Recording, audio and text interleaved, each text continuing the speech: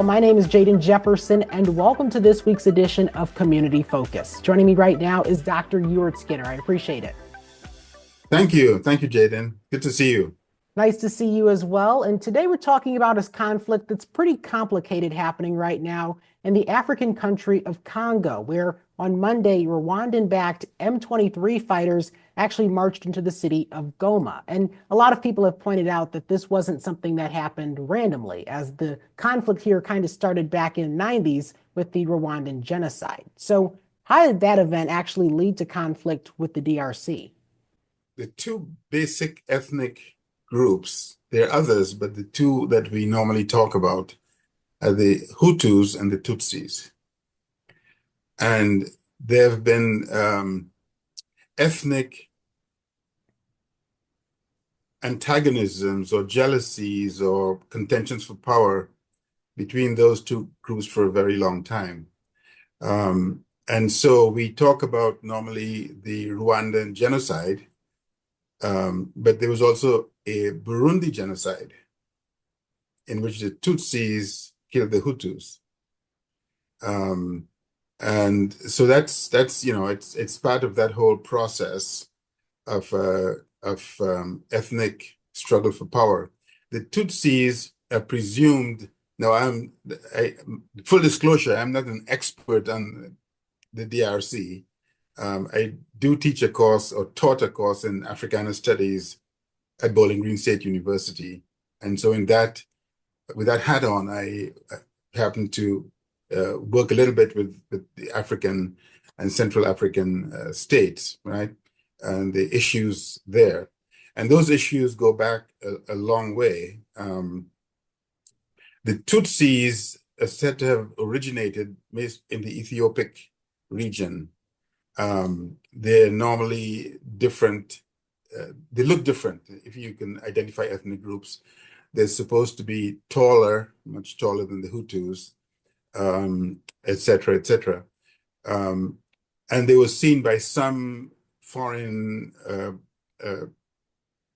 operators internationally as a better group to work with in some contexts.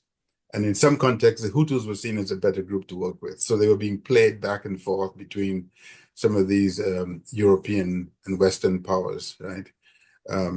So I think that is but the groups belong to that region. If you look at the map, you will see that Rwanda and Burundi look like little thumbnails to the mass of the Democratic Republic of the Congo, right? So the history of that region is really complicated ethnically. It's also complicated historically by the slave trade. Yeah. There were Arab slavers in that region operating and manipulating these groups as well. So you had a very long history. In the 1880s, there was what's called a scramble for Africa, and time in which the King Leopold II of Belgium actually owned the Congo, which is a little bit larger than it is on the map now. But there was the most brutal period of colonial domination in Africa. People would get their hands chopped off if they didn't cut enough rubber and things like this. And there are photographs of this. You can Google the photographs of this. So there's been a long history of contention between these groups. There was an election that happened in December of 2023 in the Democratic Republic of the Congo, and even that struggle for power there has resulted in violence. So what are some of the challenges when it comes to mixing those ethnic tensions with the tensions that just come from democracy? Well, the question in much of the third world, in fact, has been what to do about ourselves in the context of national development, right? So in the Cold War days, there was certainly rivalries between people who ascribed to a more leftist communist approach to development, and others ascribing to a more Western approach to development. And those tensions are probably still there. But now I think that identity issues of who am I as an ethnic person is also at the front of a lot of these challenges. The M23 that I'm not sure if you mentioned it, but the M23 a spinover from the Rwandan genocide, and they're mostly Tutsis who moved, who were pushed out and went to the Democratic Republic of the Congo, right? This is a border, right? You can just walk across. And so they have been militarized to defend Tutsi identity in the context of not only in the Rwanda, which they won, but also in the Democratic Republic of the Congo. So you have these tensions still there.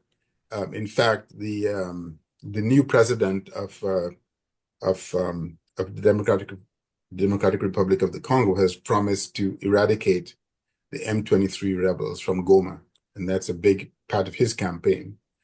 But that was only December 23. But the conflict still goes on. And we see that it's hard to find peace, especially if the conflict is just about identity, because that is something that you really cannot bring peace about easily, especially when everyone is still trying to figure out who they are. And so in terms of finding peace, has there ever been a point in time, to your knowledge, where peace was close to being achieved? Yeah. Before we get into that aspect of it, I think it's important to know there's not only I might have overstressed the issue of identity, right? Because there's also a very important part of that, which is resources, natural resources. Because the Congo is a very rich country in terms of natural resources. The entire cell phone industry, for example, is based on some of the resources that are found. A lot of it is found in the Congo, in the Democratic Republic of the Congo. So, and then that means that foreign troops and foreign mercenaries are part of that discussion as well. So you have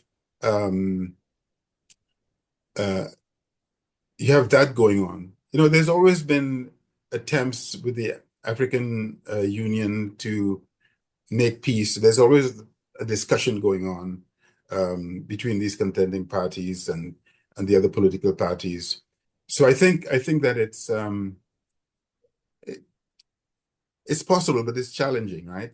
It's really challenging. Especially when you throw in that economic angle as well, because whoever is in control of that land stands to benefit from its resources if they're not being exploited, which is a whole nother topic. But just returning back to this conflict in general, obviously there are some things happening right now in terms of these M23 fighters moving in.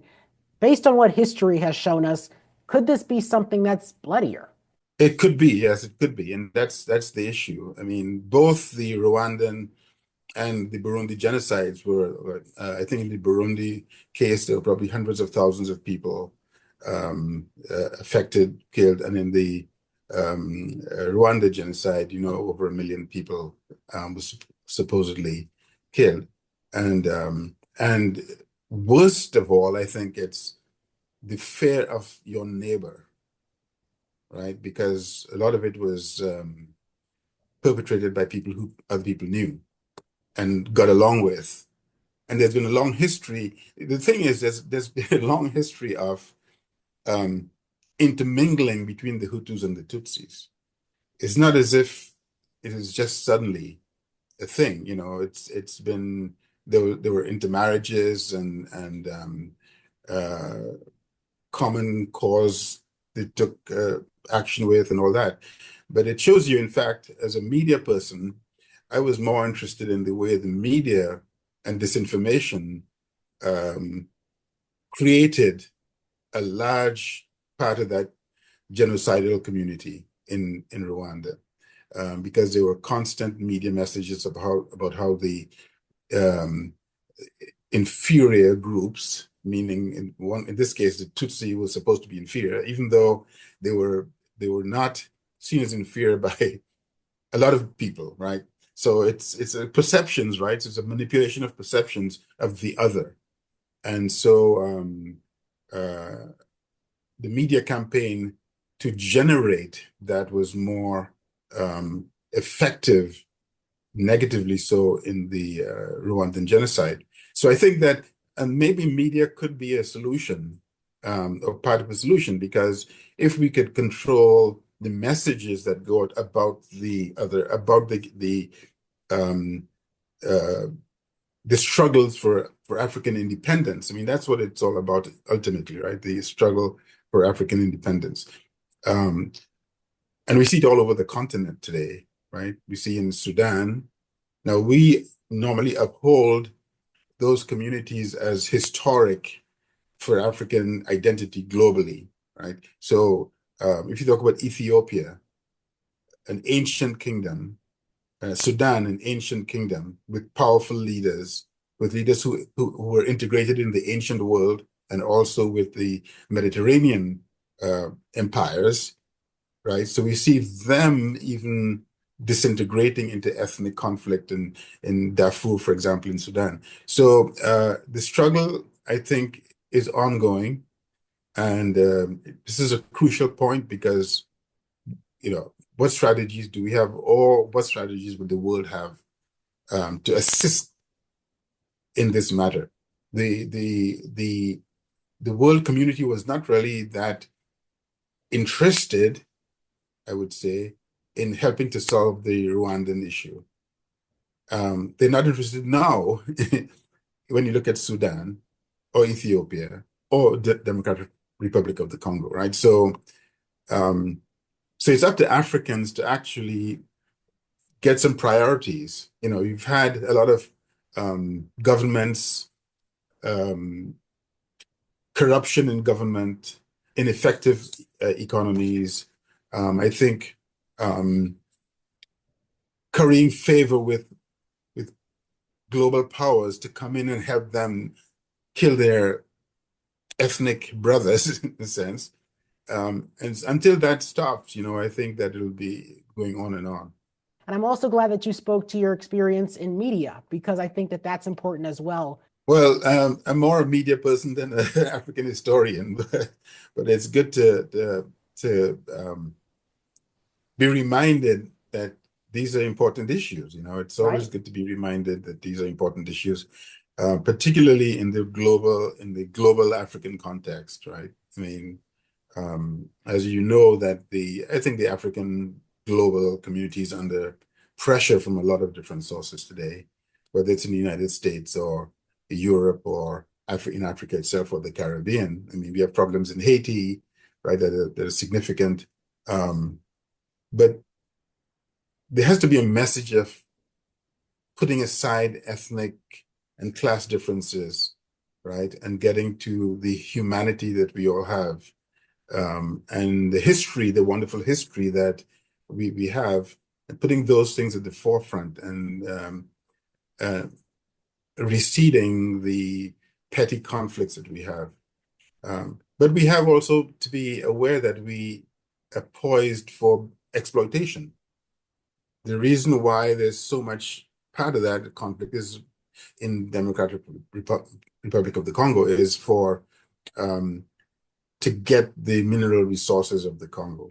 And it pains me to see foreign troops from Eastern Europe and even at one point the Wagner group in there being paid by the mines, the mining, the very poor people in the Democratic Republic of the Congo, children being exploited to dig in the mines, to give money to these foreign mercenaries to support a dictator or something. I mean, it's just unfathomable in today's world that when it's so important for African connectivity and development to be the forefront of all people, regardless of race, but particularly for African people. I think about this. If this is slightly different, but you know that the Arab world has been also involved in the African slave trade, right? So there were slavers before the Europeans and after the Europeans. It's a very long period of time. But in that case, you had a lot of African people living in the Middle East, and some of them are part of even some of the royal families because of marriage and that sort of thing. Could you imagine if, with the resources of the Arab world, the Middle East and Saudi Arabia, et cetera, the Gulf states, and the resources of Africa, if those two groups could get together, right, to build capacity in the populations, to build science and scientific endeavors, agriculture, et cetera, et cetera. They have the money, they have the resources. Why not, right?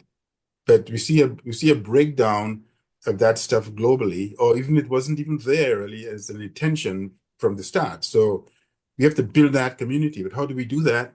A lot of people are compromised, right? And that is a whole different story. Oh, yes. And this conversation for sure is one that we could have over many days because there's just so much history there. But I appreciate you for being my guest on this week's show. Well, thank you very much, Jaden. It's lovely to see you, and good luck with everything. And you're a wonderful media star these days. That's great. Thank you. And that's this week's Community Focus. I'm Jaden Jefferson, and you have a great start to your week.